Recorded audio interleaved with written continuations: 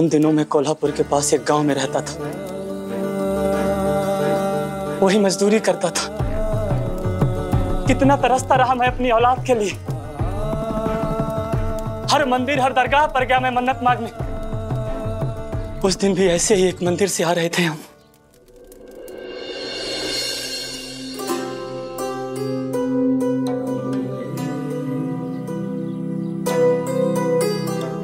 पता नहीं कितने और कष्ट झेलने होंगे संतान के लिए। इतने घने जंगलों से लेकर मीलों की बंजर जमीन सब कुछ नाप लिया हमने नंगे पांव। माथा टेक टेक के घिस गया लेकिन किस्मत नहीं बदली।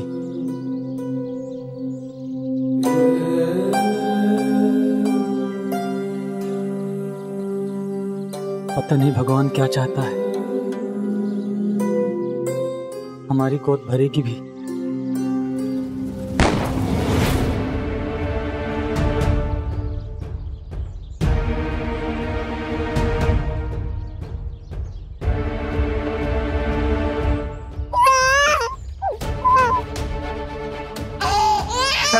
ये बच्चा मुसीबत है। इसके रोने से पुलिस को हमारी दिशा का पता चल रहा है।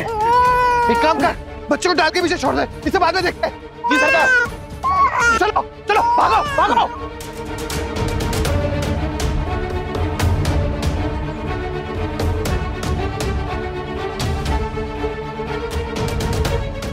उससे भाग रहे हैं, पीछे करो इनका। एक मिनट को बच में पाया। चल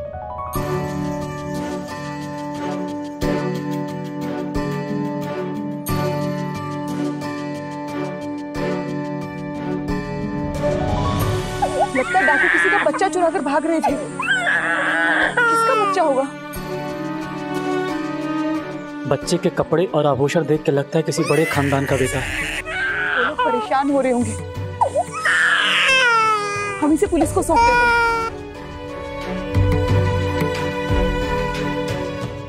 वो इसे इसके घर पर पहुंचा देंगे।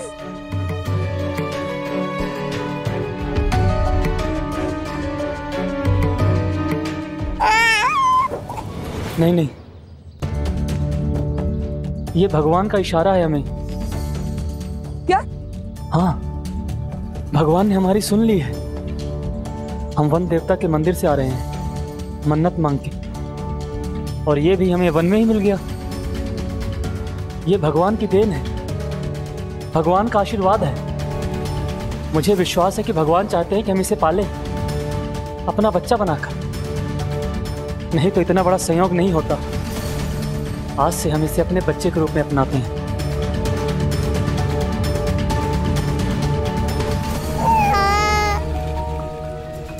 आज से ही हमारा बेटा होगा गोपाल।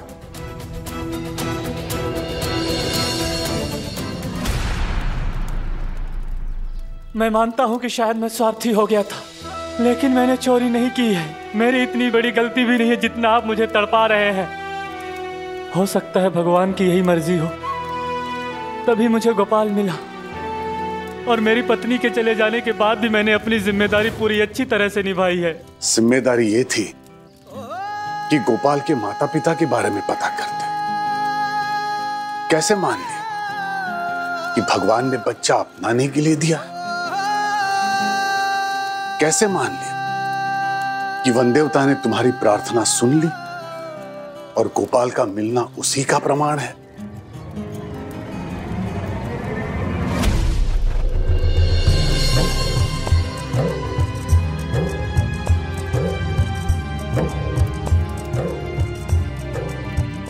स्वार्थ में किसी और का खोया हुआ बच्चा ना लौटाना, उस बच्चे को उसके माँ बाप से दूर कर देना, उस माँ बाप को इतना बड़ा दुख पहुंचाना, ये गलती नहीं, पाप है। और इस पाप का प्रायश्चित तभी होगा जब गोपाल को उसके असली माता पिता को सौंप दिया जाए। मकरंद और माधवी बहुत सालों से तरसे हैं अपने बेटे के लिए, क्योंकि गोपाल के असली माता पिता मकरंद और माधवी ही। मनुष्य के आगे रास्ता खोल देना, इतना ही कर सकता हूं। लेकिन वो इस रास्ते पर चले या ना चले, ये उसकी स्वतंत्र इच्छा पर निर्भर करता है। लेकिन जब तक इस पाप का प्रायश्चित नहीं होता, मैं हरिया से बात नहीं कर सकता।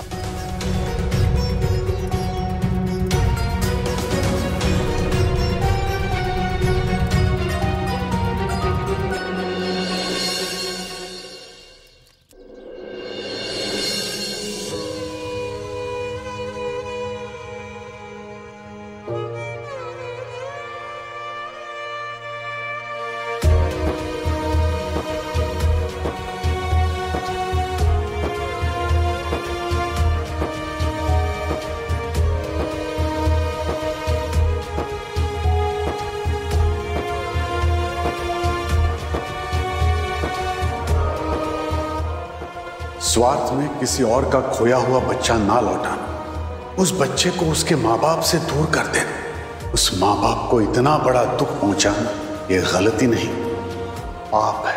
और इस पाप का प्रायश्चित तभी होगा जब गोपाल को उसके असली माता पिता को सौंप दिया जाए।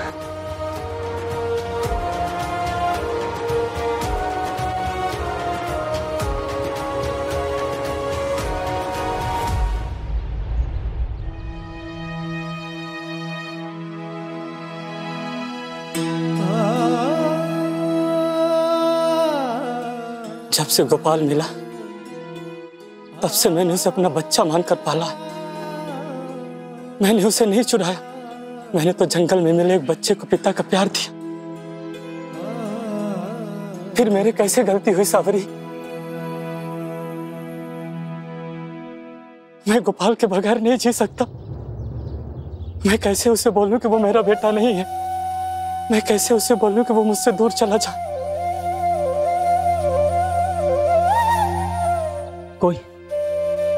कोई अपने श्वास त्याग कर कैसे जी सकता है सावरी?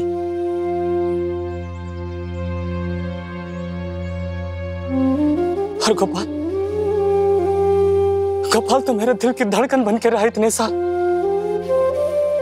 सब ठीक हो जाएगा दादा। सब ठीक तो है ना भाऊ?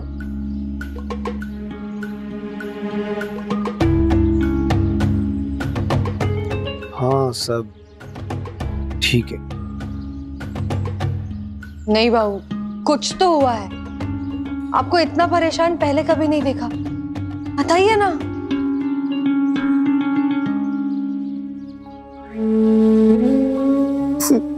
भाऊ, मैं जानती थी कुछ तो हुआ है। आपको मेरी कसम भाऊ, बताइए क्या हुआ? भाऊ बताइए।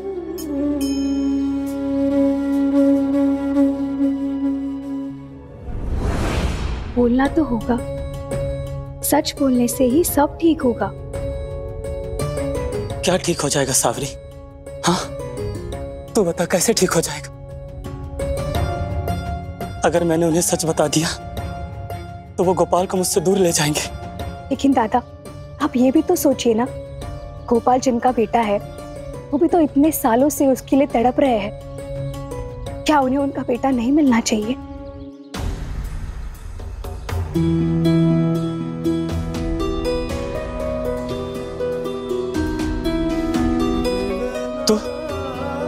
तो ऐसा कैसे कह सकती है सावरी? तो जानती है मैं गोपाल से कितना प्यार करता हूँ। जानती हूँ, लेकिन सिर्फ प्यार करने से किसी और की अमानत अपनी नहीं हो जाती दादा। मकरंद भाऊ ही उसके असली पिता है। नहीं, मैं ही गोपाल का पिता हूँ। मैंने उसे पाला है, उसकी माँ भी मैं हूँ, मैं ही उसका परिवार हूँ। मैं उसे लेकर कहीं चला जाऊंगा, कहीं दूर, जहां हमें कोई नहीं ढूंढ सकेगा। कोल्हापुर से यहाँ आए थे ना आप, फिर भी अतीत आपके पीछे आ ही गए। कहाँ तक भागेंगे आप, और कब तक दादा? आप ये भी तो सोचिए ना, सब सच पता होने के बावजूद भी आप गोपाल के साथ सही कर रहे हैं, उसे अपने माँ बाप से दूर रखकर। साईं कहते हैं सच एक ना एक दिन सामने आ ही जाता है। सोचिए, गोपाल को किसी और से पता चलेगा तो कितना बुरा लगेगा उसे। क्या बुरा लगेगा?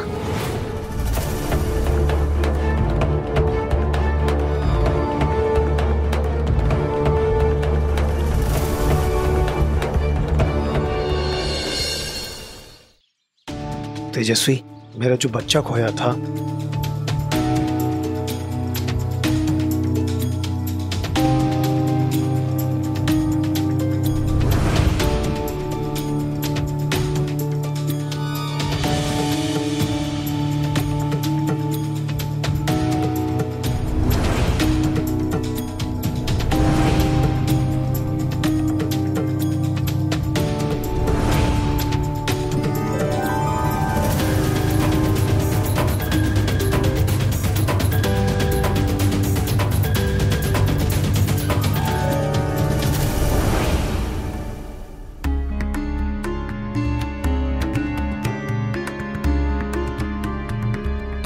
क्या हुआ बाबा, आप रो क्यों रहे हैं?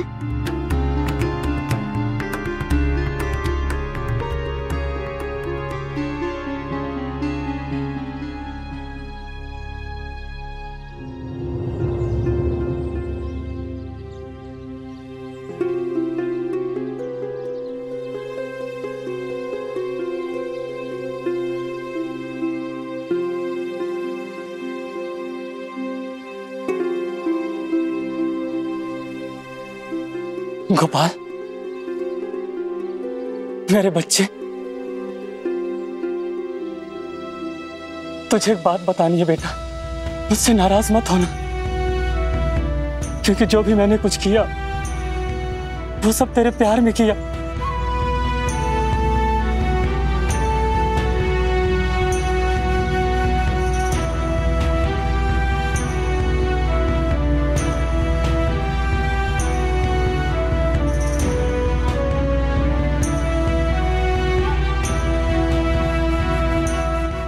बाबा बताइए ना।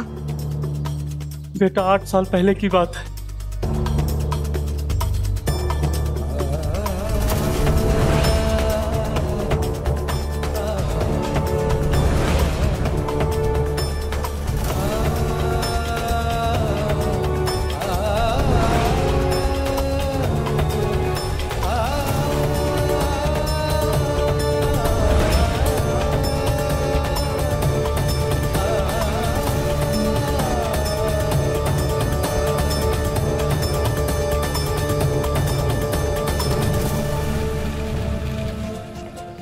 मुझे विश्वास है कि भगवान चाहते हैं कि हम इसे पालें अपना बच्चा बनाकर, नहीं तो इतना बड़ा संयोग नहीं होता। आज से हम इसे अपने बच्चे के रूप में अपनाते हैं।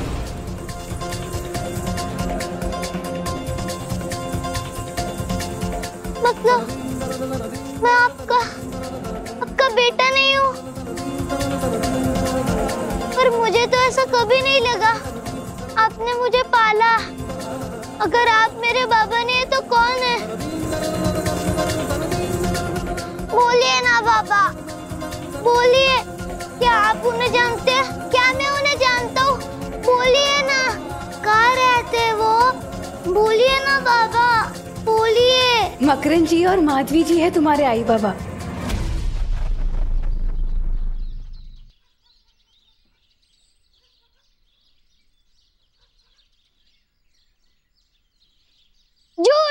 झूठ बोला आपने मुझसे। गोपाल, जाने दीजिए उसे दादा। अगर ये सच हम बड़ों को स्वीकार करने में इतनी तकलीफ हो रही है तो वो तो छोटा सा बच्चा है। और अभी आपने सच कहा है ना, देखना साईं आपके साथ कुछ बुरा नहीं होने देंगे। इससे बुरा और क्या हो सकता है साबरी?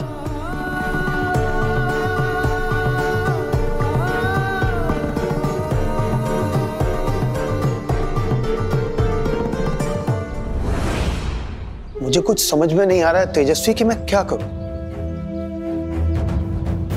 एक तरफ गोपाल को देखकर मेरे मन में प्यार जाग रहा है और दूसरी तरफ मुझे लग रहा है कि समाज इसे कभी स्वीकार नहीं करेगा। इस बात की वजह से कहीं वो मुझे ही अस्वीकार ना कर दे। तो स्थान बनाया है मैंने समाज में, कहीं वो मुझसे छिन ना जाए। आप बिल्कुल सही सोच रहे हैं भाऊ। आपके साथ जो भी हुआ वो गलत था, लेकिन अब वो हो चुका है। आप उसे बदल तो नहीं सकते हैं ना। एक बात ध्यान से सुनिए, आज आप जिस मोड़ पर खड़े हैं वहां से एक तरफ वो सम्मान है जो हमारे समाज में आपको ऊंचे पायदान पे रख देता है, जहां से आपके आगे बढ़ने के हजारों रास्ते आसान हो जाएंगे, और एक तरफ आप भावनाओं में बेहतर उस गोपाल को अपना सकते हैं। हाँ भाऊ, समझती हूं मैं कि आप और बहनी उस लड़के के लिए कितनी तरसे है, पर भाऊ वो अब 8 साल का हो चुका है। इसका मतलब समझते हैं आप? 8 साल वो गोपाल उन गरीबों के बीच पला बड़ा है। उसका रहन सहन, सोचने का ढंग, सब कुछ उन गरीबों जैसा है। इस उम्र में वो लड़का हमारे समाज में कैसे जगह बना पाएगा भाऊ? कैसे बदलेगा अपने तौर तरीके? बताइए भाऊ, इन गरीबों में कुछ तो होता है जो पैसे आने के बाद भी नहीं बदलता। अब आप क्या करते हैं इस पे आपका भविष्य, आपकी इज्जत सब निर्भर करता है। जरा सोचिए, कोल्हापुर में जो अफसर, बड़े बड़े धनी, संपन्न परिवार वाले लोग आपके साथ उठते बैठते हैं, क्या वो आपके घर आएंगे ये जानते हुए कि आपके घर में ये गरीब बस्ती वाला लड़का रहता है? नहीं भाऊ, ये सम्मान समारोह, ये व्यापारी संघ के चुनाव सब खो देंगे आप। मेरी मानिए, किसी को कुछ मत बताइए इसके बारे में। हाँ भाऊ, बहिनी से भी कुछ मत कहिएगा इसके बारे में, इसी में आपका भला है।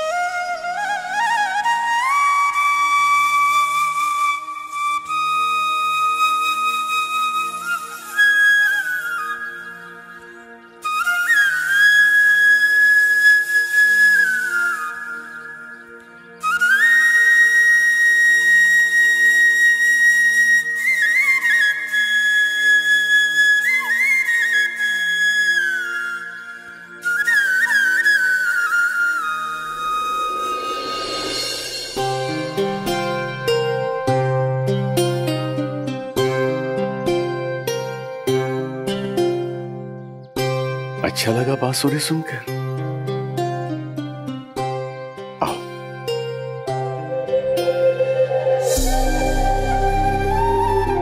जब कृष्ण भगवान बांसुरी बजाते थे तब पूरे नंदगांव के लोग अपनी चिंताएं भूल जाते थे।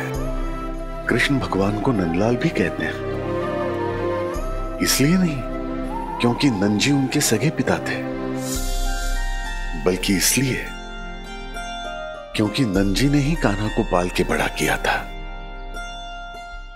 जब कृष्ण भगवान को सच्चाई का पता चला कि वसुदेव उनके असली पिता हैं, तो भी उन्होंने नंदजी को पिता मानना नहीं छोड़ा, क्योंकि कृष्ण भगवान जानते थे कि पालने वाला पैदा करने वाले से कई बड़ा होता है। लेकिन बाबा कहते हैं झूठ बोलना बुरी बात है, फिर उन्होंने मुझसे इतना बड़ा झूठ क्यों बोला? गलती तो सबसे होती है गोपाल, और बच्चे का मोह ऐसा होता है जिससे इंसान को कुछ समझ नहीं आता। हरिया झूठा नहीं है, उसने बस एक गलती की है, मोह में आकर। तुम्हें याद है गोपाल, पिछले साल तुम्हें एक जंगली खरगोश का बच्चा मिला था जो अपने माता पिता से दूर हो गया था। तुम उसे अपने घर ले आए, उसका ख्याल रखा, उसकी सेवा की, उसे पाला। हो सकता है उस वक्त उसके माता पिता भी उसे ढूंढ रहे थे। तो क्या तुमने कोई गलत काम किया? बिल्कुल नहीं। उस वक्त के लिए तो तुम ही उसके माता पिता बन गए थे। क्या मुझे बाबा को और अपने घर को छोड़कर जाना पड़ेगा? मैं बाबा को ही अपना पिता मानता हूँ।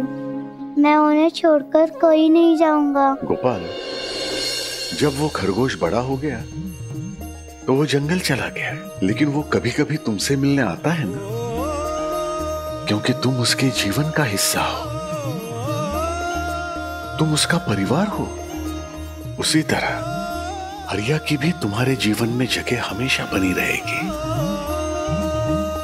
और रहनी भी चाहिए, क्योंकि हरिया के मन में तुम्हारे लिए प्यार कभी नहीं बदलेगा।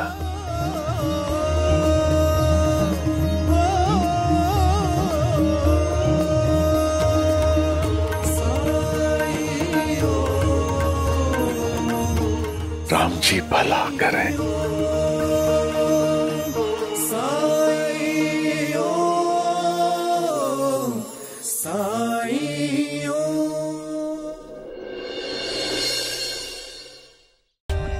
For more updates, subscribe to our channel, click the show links and enjoy watching the videos.